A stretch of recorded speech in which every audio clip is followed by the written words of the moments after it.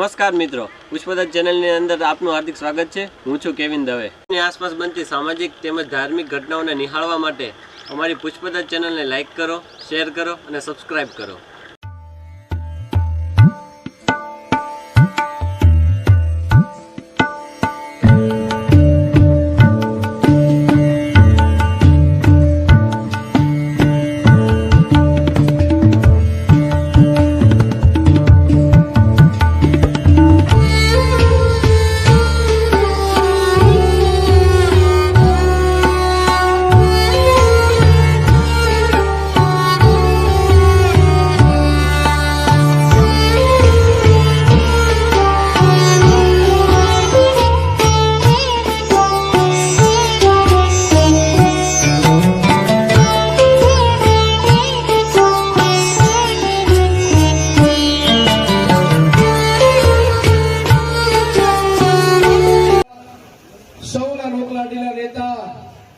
અને જેઓની પ્રેરણાથી આ ગામની અંદર જે અભિયાન ચાલી રહ્યું છે, જે કામો થઈ રહ્યા છે અને જે કામો થવાના છે, એમની પ્રેરણાથી અને એમની સૂચનાથી આપણે નોકરદર ગામને પ્લાસ્ટિક મુક્ત બનાવ્યું છે। દર પખવાડિયે સુરતની ટીમ અને એ ગામની ટીમ સાથે મળીને નિરંતર સફાઈ અભિયાન ચાલુ કરે છે।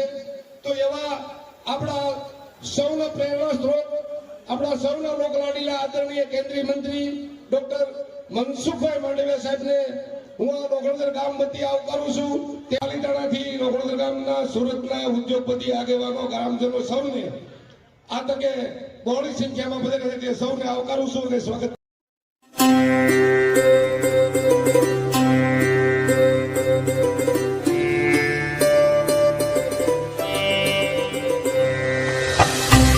આપણા સૌના લાડીલા, સૌના હૃદય સ્પર્શી નેતા એવા માનની મનસુખભાઈ માંડવિયાનું આપણે સ્વાગત કરવું છે। ત્યારે હું વિનંતી કરીશ આર.કે. લાઠિયાને કે તેઓ મનસુખભાઈ માંડવિયા સાહેબને સ્વાગત કરશે। આર.કે. લાઠિયા।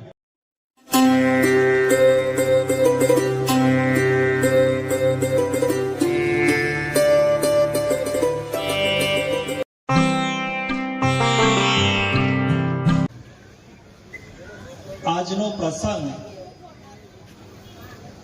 એ બહુ મહત્વનો પ્રસંગ છે। ઘણા વખતથી સોશિયલ મીડિયાના માધ્યમથી હું જોતો હતો, દર શનિ રવિ સુરતની વિકાસ સમિતિ, ત્યાંના કેટલાક સભ્યો, ગામના સભ્યો સાથે મળીને સામૂહિક સ્વચ્છતા અભિયાનનું કામ કરી રહ્યા હતા। સમગ્ર નોંગણવદરથી ચાલુ કરીને સેંજળિયા સુધી ખારાના બંને કાંઠામાં બાવળ કાઢવાનું કામ ચાલુ હતું। ગામના લોકો ઉત્સાહપૂર્વક આ અભિયાનમાં જોડાતા મેં જોયા। બધા જ લોકો, તડકો હોય, ઉનાળો હોય, હું જોતો હતો, ફોટો શેર કરતા હતા। જેસીબી ચાલતો હોય,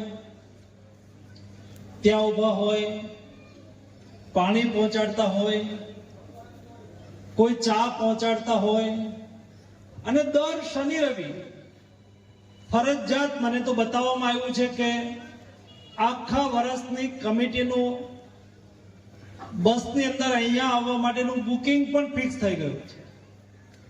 દોસ્તો, આટલું ઉત્સાહપૂર્વક તમે વતનની ખેવના માટે થઈને પ્રયાસ કરી રહ્યા છો, આપ સૌને હું અભિનંદન પાઠવું છું।